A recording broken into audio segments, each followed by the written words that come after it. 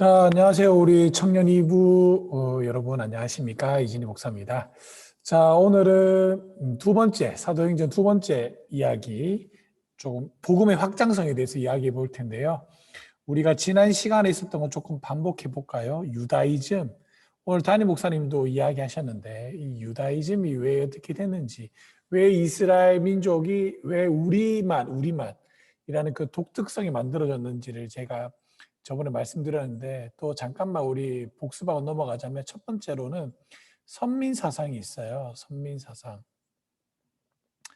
이 선민사상이 뭐냐면, 하나님께서 아브라함을, 수많은 민족 중에서 아브라함을 택하여 불러주셨다라는 거죠. 그래서 우리만 하나님을 섬길 수 있다라는, 그러한 우리만 하나님으로부터 선택받았다라는 그 선민사상이 강했어요. 그런데 오늘도 담임 목사님 얘기했지만, 이스라엘 민족들이 근데 왜 잘못된 메시아관을 갖게 됐냐면, 내가 하나님을 똑바로 못 섬기고 있어서 내가 이렇게 포로 생활하고 있다라고 생각하는 것이 아니라, 내가 하나님을 섬기고 있기 때문에 세상으로부터 미움을 받고 있다라고 생각해서 그 유다이즘이 만들어지는 겁니다. 그래서 대표적인 게 뭐가 있었냐면, 이스라엘에게 있어서 에스더 제가 이야기했잖아요. 그래서 나왔던 게 불임절 같은 거예요. 그래서 우리 이스라엘 민족만 독특하게 이런 하나님의 구원을 받았다라는 뭐 그런 독특한 게 만들어진 게 불임절입니다. 불임절. 그런데 그러한 우리끼리만을 갖고 있었던 이 사람들이 이제 깨어졌다라는 거죠. 물론 오늘 담임 목사님 또 말씀하셨지만 이방인으로 가라라고 이야기했지만, 베드로 요한도 가지 않았고 오히려 바울만 그렇게 갔다라는 겁니다. 바울이 그곳에서 복음을 전했고, 베드로도 역시 고넬료라는 집을 통해서 이 본인이 깨어지는 모습을 보여주는 거예요. 백부장에게 가고, 하나님은 이 고넬료라는 사람에게 와서 베드로를 초청하라 그러고, 동시에 베드로에게는 하나님께서 꿈과 환상을 보여주셔서 이방인들이 먹는 음식을 먹게 함으로 하나님이 깨끗하게 했으니 괜찮다라고 허락했지만, 베드로는 끝까지 거부했고, 그러다가 하나님으로부터 책망을 받고 나서 이 베드로가 깨어지게 되죠. 그래서 설교했을 때 고넬료 가족이 성령 받는 걸 보면서, 이 복음이 확장이 되는 거구나. 정말로 유대인들과 똑같이 이방인들도 성령을 받게 되는 거구나. 왜냐하면 요엘서에 보면 내가 말세의 남종과 여종에게 성령을 기름 붓듯 부어 주리니라고 이야기하고 있거든요. 그래서 아비들은 환상을 보고 꿈을 꿀 것이요, 자녀들은 예언할 것이요, 이렇게 얘기하잖아요. 그것이 유대인들에게만 이루어질 줄 알았는데 이방인에게도 똑같이 이루어지는 걸 보고 이제 교회에서 그러한 마인드가 이제 깨어지게 됐다라는 것이 지난주에 제가 여러분들에게 드렸던 말씀이에요. 자, 그러면 이제 복음의 확장성과 교회의 성장에 대해서 조금 살펴볼게요. 복음의 확장성은 다른 말로 교회의 확장이기도 합니다. 자, 우리 사도행전 1장 8절에 보면, 오직 성령이 너에게 임하시면 너희가 권능을 받고 예루살렘과 온 유대와 사마리아와 땅끝까지 이르러 내 증인이 되리라 라는 그 말씀이 있죠. 똑같이 되는 거예요. 오직 성령이 너에게 임하시면 너희가 권능을 받고 예루살렘과 유대와 사마리아와 이제 땅끝까지 쭉쭉쭉 가는 거예요. 로마까지. 그때 당시에 로마에서 더 땅끝은 뭐였냐? 스페인입니다. 스페인. 여기까지 가는 거였어요. 자, 이렇게 과정이 성장되는 걸 과정을 조금 살펴보자라는 겁니다. 자, 곧 복음은 스데반의 순교를 기점으로 유대를 넘어서 사마리아와 이제 갈릴리까지 이제 확장이 되기 시작합니다. 자, 이 흩어진 성도들을 가르쳐서 뭐라고 얘기하냐면, 여기서 말하는 흩어진 성도들을 가르쳐서 디아스포라라고 이야기합니다. 흩어진 유대인들이라는 뜻을 가지고 있어요. 이 유대인이지만 예루살렘에 살지 못하고 유대에 살지 못하고 타 지역으로 로마나 뭐 스페인이나 유럽 각지에 흩어져 있는 유대인들 가르쳐서 디아스포라라고 이야기합니다. 자, 이 흩어진 성도를 통해서 이 복음이 유대를 벗어나서 이방 지역으로 본격적으로 들어가기 시작했다라는 겁니다. 자, 여기에 앞장을 누가 섰느냐? 바로 바울과 바나바다라는 겁니다. 자, 이 바울과 바나바의 전도 여행에 힘입어 안디옥을 기점으로 오늘날까지 터키 지역에까지 확산되었습니다. 왜 안디옥 이게 왜 중요하냐면 이 바울과 바나바가 안디옥에서부터 복음을 전가했을 때 그 사람들을 가르쳐서 예수 믿는 사람들을 가르쳐서 뭐라고 말하냐면 그리스도인이라는 말이 그때 처음으로 등장합니다. 이 그리스도인이라는 말은 작은 예수 또는 예수를 닮은 사람들이라는 건데요.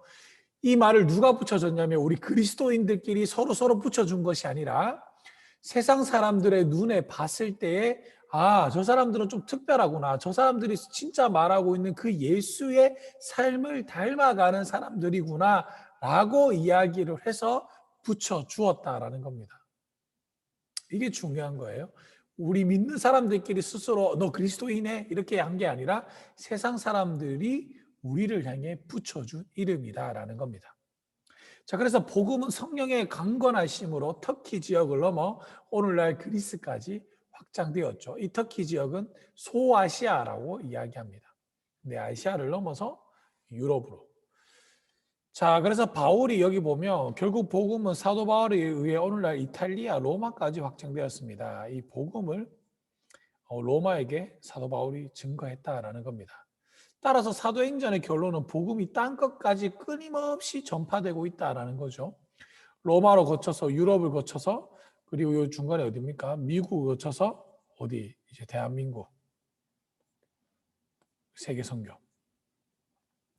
자, 결국 땅 끝까지의 선교가 완성되면 주님이 오신다. 왜냐하면 땅 끝까지 이르러 내 증인이 되리라라고 이야기하고 있기 때문에 그래요. 자, 그런데 땅 끝까지 복음이 제가 저번에 얘기했죠. 복음이 땅 끝까지 증거된다고 해서 반드시 주님이 오는 건 아니다. 이거는 최바울 선교사가 이야기하는 인터콥의 문제예요. 인터콥. 그래서 이 사람들은 방법에 개의치 않고 주님 모시게 하려고 무조건 공격적으로 선교하는 겁니다. 그 방법이 옳지 않았든 오늘도 담임 목사님 얘기했잖아요. 흥부 이야기하면서 그렇죠. 내가 어쨌든 저쨌든 불법을 어기면서까지 하나님으로부터 뭐 세상 사람들 말하는 그 복을 받아서 하나님 앞에 많이 드리면 되지 않느냐. 하나님은 절대로 그런 걸 받지 않습니다. 하나님이 무에서 유를 창조하시고 아예 무도 아니죠. 아예 무에서 유라고 말하기도 그렇죠. 왜냐하면 무라는 것도 어쨌든 뭔가 있는 거니까. 그런 걸 상징하는 거니까. 하나님은 그런 걸 조차도 뛰어넘는 거예요. 그런 분이 우리가 복을 받아가지고 하나님 앞에 그런 거 드린다고 해서 하나님이 기뻐한다? 전혀 그렇지 않습니다.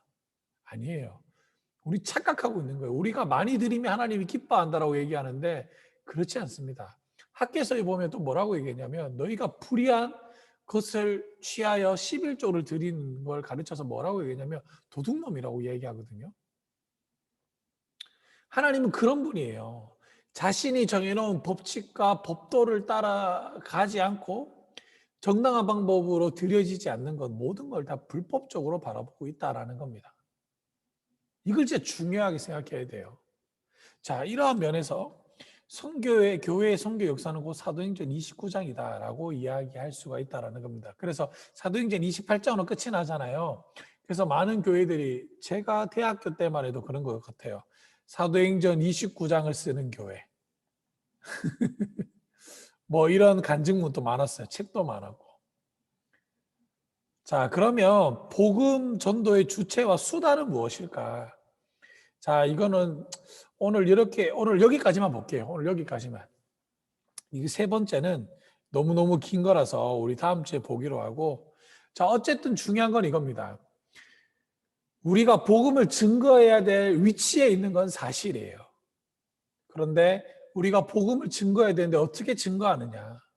지금 코로나라고 이야기하는 전대미문의 우리의 질병 앞에 있는 거예요. 이 질병 앞에 우리가 기독교인의 시각이 많이 무너진 것 또한 사실이죠. 우리 베델교회는 지금 입주전도, 운전 같은 경우 입주전도를 하잖아요. 담임 목사님 목적은 이겁니다. 많은 사람들이 지금 이 시국에 어떻게 전도를 해? 라고 이야기하지만 아니다. 교회는 이럴 때에도 전도한다. 그러나 세상과 일반 사람들이 봤을 때 수긍할 수 있고 긍정적으로 공감할 수 있는 분위기 안에서. 그게 저에게 주신 미션이었어요. 담임 목사님이. 그 미션이 뭐였냐면 이 전도를 통해서 기존에 잃어버렸던 한국 교회의 이미지를 바꾸라는 거였어요. 우리 베델교회로 초청하라는 게 아니라 제가 이것 때문에 제가 지금 2021년도 지금 대부흥장을 맡고 있거든요. 운정에서 엄청 고민이었어요. 엄청 스트레스였고. 근데 어떻게 보다 또 하나님의 은혜로 조금씩 좀 발달되어서 좀 잘 가고 있는데 아직까지 우리 입주 주민들한테 긍정적인 이미지로 다가오는 것 같아요. 물론 우리 사랑하는 청년 여러분들이 관심 가져주고 기도해 준 덕분이라고 생각되어집니다. 어쨌든 우리는 복음을 전해야 될 위치와 사명이 있는 자들입니다. 그런데 이 복음을 어떻게 전할 것인가? 과연 정말 인터콤이 말하는 것처럼 그냥 솔직히 인터콤이나 무슬림이나 똑같잖아요. 우리가 흔히 알고 있죠. 한 손에는 칼, 한 손에는 쿠란. 믿을래? 아니요, 그럼 죽인다. 이렇지는 않았어요. 솔직하게 엄밀하게 쿠란이. 근데 지금 우리 기독교는 어떻습니까? 그렇게까지 극단적으로 가고 있다는 겁니다. 과연 그게 하나님이 원하시는 방법일까? 저는 그렇지 않다라고 생각합니다. 그러면 이 코로나는 전대미문의 시기 앞에서 우리가 어떻게 복음을 전해야 될까요? 저는 바로 여러분들의 삶이라고 생각합니다. 기독교인다운 삶. 여기 안디옥 교회에서 바울이 복음을 증거했을 때 세상 사람들이 우리를 보고 그리스도인이라고 말을 붙여줬던 것처럼 우리의 삶에서 그러한 그리스도인의 향기가 나타날 수 있는 저와 여러분들이 되기를 주님의 이름으로 간절히 축복하고 소망합니다. 여러분들 이 전도 사역에 동참하시고 여러분들이 또한 여러분들 삶을 통해서 복음을 잘 증거해서 여러분들 주위 사람들에게 하나님의 사랑을 드러 나타내 볼 수 있는 귀하고 복된 우리 청년부가 되기를 주님의 이름으로 간절히 축복하고 소망합니다. 우리 다음 주에 또 만나 뵙도록 하겠습니다. 안녕.